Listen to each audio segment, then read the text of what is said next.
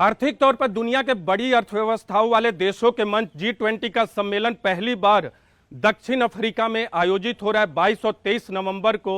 और यह पहली बार होगा जब अफ्रीकी महाद्वीप में G20 का सम्मेलन आयोजित किया जा रहा है। 22 और 23 नवंबर को इस सम्मेलन में प्रधानमंत्री नरेंद्र मोदी भी हिस्सा लेंगे। लेकिन इस वीडियो के जरिए हम आपको बताएंगे कि आखिर क्यों प्रधानमंत्री नरेंद्र मोदी पर जोहानिसबर्ग सम्मेलन का फोकस होगा, जो कि G20 का सम्मेलन है।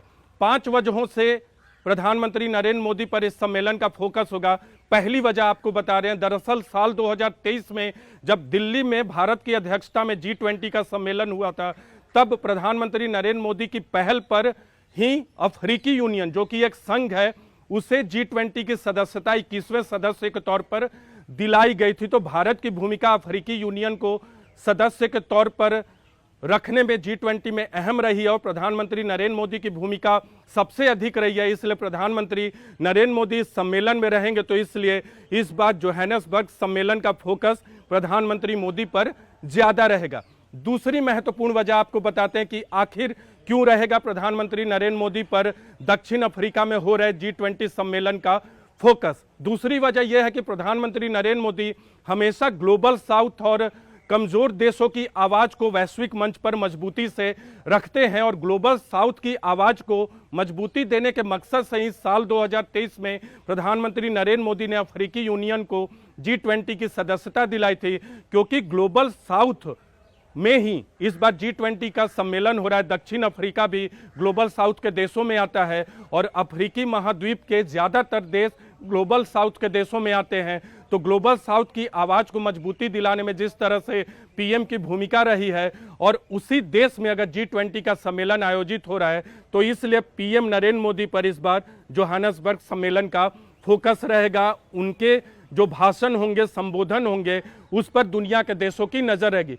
तीसरी महत्वपूर्ण वजह आपको बताते हैं क्यों प्रधानमंत्री नरेंद्र मोदी पर फोकस होगा। दरअसल 3 देशों के राष्ट्र प्रमुख जो दुनिया के ताकतवर देशों में शुमार हैं, उनके राष्ट्रपति इस सम्मेलन में हिस्सा लेने नहीं पहुंच रहे।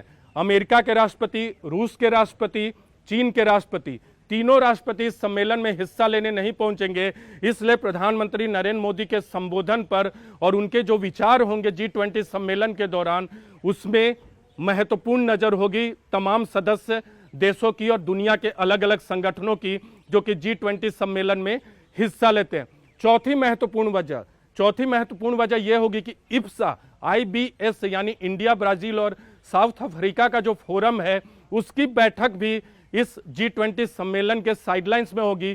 तो उस पर भी नजर होगी कि आखिर भारत, ब्राजील और साउथ अफ्रीका कैसे आर्थिक नीति तय करते हैं, अपने नीतिगत समन्वय पर अपनी बातों को रखते हैं, क्योंकि ट्रंप टैरिफ के बाद ये तीनों देश प्रभावित रहे हैं। तो देखना होगा कि तीनों किस तरह से अपनी बात को रखते हैं। पांचवी महत्वपूर्ण वजह यह होगी G20 सम्मेलन के दौरान प्रधानमंत्री नरेंद्र मोदी पर फोकस होने की, क्योंकि प्रधानमंत्री नरेंद्र मोदी G20 सम्मेलन में हिस्सा लेने के अलावा, इप्सा की बैठक में हिस्सा लेने के अलावा दूसरे देशों के राष्ट्र प्रमुखों से भी मुलाकात करेंगे। और इस मुलाकात में 2 महत्वपूर्ण जो बैठक है, दक्षिण अफ्रीका और ब्राजील के राष्ट्र प्रमुख से तो होगी ही, जापान की जो नवनिर्वाचित महिला प्रधानमंत्री हैं, उनसे भी पीएम की मुलाकात संभावित है।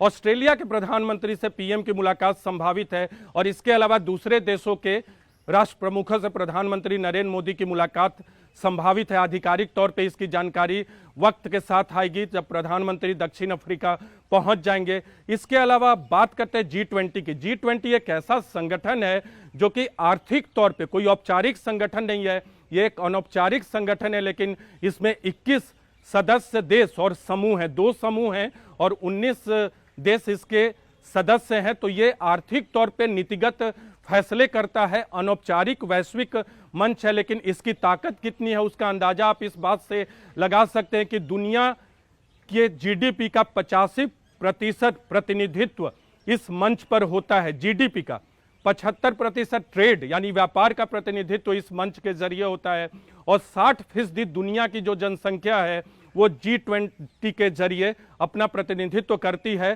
तो G20 का सम्मेलन दक्षिण अफ्रीका में होने वाला है 22 और 23 नवंबर को। प्रधानमंत्री नरेंद्र मोदी जब पहुंचेंगे तो 5 वजहों से उन पर फोकस होगा और देखना होगा कि इस बार G20 सम्मेलन से क्या कुछ निकलकर सामने आता है।